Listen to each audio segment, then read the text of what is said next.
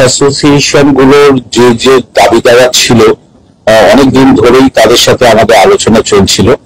এখানে all Bengal minibus বাস সমন্বয় সমিতি, তারপর ধরুন সিটি সাবারবান বাস সার্ভিস সহ আরো যে বাস অ্যাসোসিয়েশন গুলো আছে তাদের সাথে আমরা বারবার পুলিশ প্রশাসনকে নিয়ে মিটিং করেছি এবং তারা যে দাবিগুলো আমাদের কাছে রাখতো তার যেগুলো যেগুলো সমস্যার সমাধান করা দরকার পরিবহন দপ্তর থেকে সেগুলো আমরা সমাধানে উদ্যোগী হয়েছে।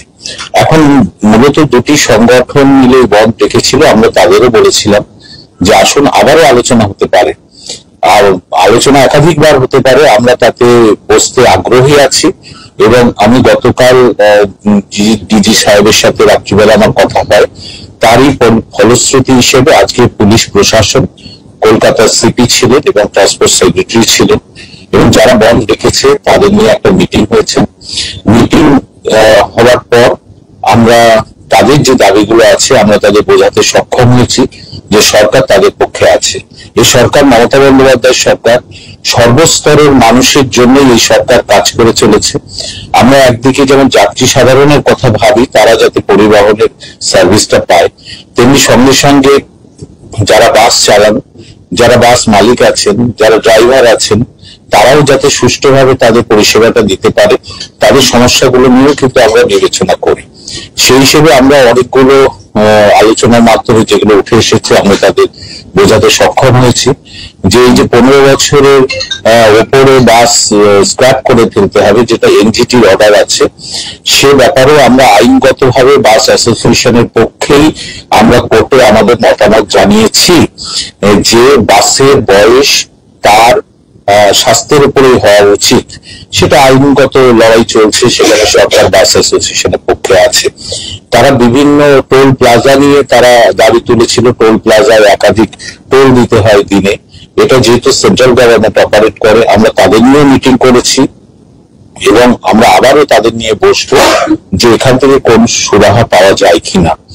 তারা দাবি করেছিল যে পুলিশ প্রশাসনের মাধ্যমে প্রচুর কেস তাদের বাস মালিকদের বিপক্ষে যায় এবং তাতে তাদের অনেক ফাইন হয়, সেগুলো কমানো যায় কিনা। দেখুন, আমাদের কলকাতাতে ইলেকট্রনিক সার্ভেলেন্স এর মাধ্যমে আমরা ট্রাফিক কন্ট্রোল করি এবং সেফ ড্রাইভ সেভ লাইফ যে রোড সেফটির যে ভাবনা মুখ্যমন্ত্রী দিয়েছিলেন, তার জন্য দুর্ঘটনা কমানোর জন্য আমরা ইলেকট্রনিক সার্ভেলেন্স ব্যবহার করছি। আমরা ইতিমধ্যে রাজ্য সরকার স্পিড ম্যানেজমেন্ট পলিসি নিয়েছে, ভারতবর্ষের মধ্যে একমাত্র রাজ্য পশ্চিমবঙ্গ, এবং চিফ সেক্রেটারি নোটিফিকেশন করে জানিয়েছেন যে আমরা শ্যামবাজার, শিয়ালদা এবং ভবানীপুর এবং দিয়েছি, মানে তাদের স্পেশাল রেস্ট্রিকশন এবং অ্যান্টি পলিউশন সেকশন কলকাতা শহরে আর বেরোবে না। যারা 500 টাকা করে তুলতো, এগুলো সবটাই ওনারা দেখবেন। প্রমাণ স্বরূপ দিয়েছি। যে স্পেসিফিক কমপ্লেন গুলো আমরা দিয়েছি পুলিশের কাছে, পুলিশ সহানুভূতিশীল শুধু না, পুলিশ দায়িত্ব নিয়ে বলেছেন সিপির প্রেজেন্সে এই মনে হয় প্রথম এই ধরনের মিটিং কলকাতার নগরপালের সঙ্গে এই ধরনের মিটিং একসঙ্গে হয়েছে। তিনি দায়িত্ব নিয়ে, সিপি নিজে দায়িত্ব নিয়ে বলেছেন যে স্পেসিফিক কমপ্লেন গুলো দিয়েছেন সেই কমপ্লেন গুলো আমরা ঠিক সেইভাবেই আমরা বিবেচনা করব। আপনাদের আশ্বস্ত করছি, আপনারা যেমন পরিষেবা দেন, আপনাদের পরিষেবা দেওয়ার জন্য আমরা আপনাদেরকে সাহায্য করব।